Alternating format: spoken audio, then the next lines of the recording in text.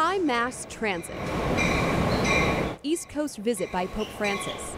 The crush of people expected by foot, car, and rail has officials concerned about security. They're test running emergency scenarios. So we have been in constant contact with our counterparts in Philadelphia and in New York, the State Police, the Office of Emergency Management, and the Office of Homeland Security and Preparedness, with the Department of Transportation, NJTV. We're all planning for an influx of many visitors to the World Meeting of Families. So the key for us is coordination and keeping our lines of communication open with our partners across the rivers. This is Command Central for New Jersey's Cybersecurity and Communications Integration Cell.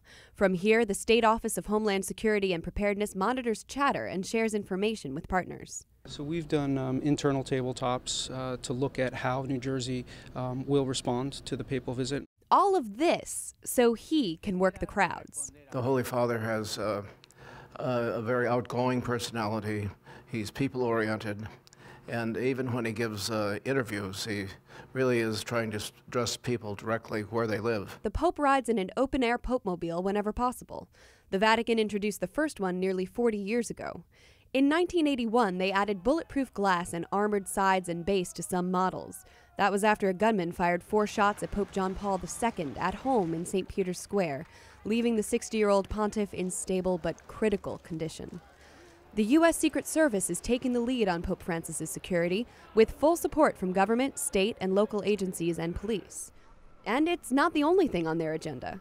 The UN General Assembly convenes at the same time, flooding Midtown Manhattan with leaders from around 170 countries. That includes President Obama and the frozen zones and convoys that come with him. Add to it a Central Park concert headlined by Beyoncé on Saturday, and you've got a recipe for massive gridlock.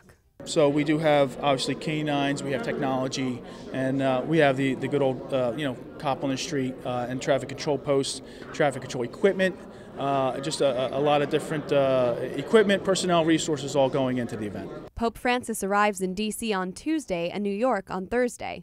He'll address the UN and visit the 9/11 Memorial, a Harlem school, and Central Park. He'll celebrate Mass at St. Patrick's Cathedral, in Madison Square Garden, at the Archdiocese of Pennsylvania, and outside the Philadelphia Museum of Art. It's a route that's sure to clog our state's arteries from tip to tail. State officials expect 2 million people to travel through the state while Pope Francis is in town. That's an extra 250 million cars and 10 million buses. So if you're hitting the road, prepare for the worst and pray for the best. I'm Erin Delmore, NJTV News.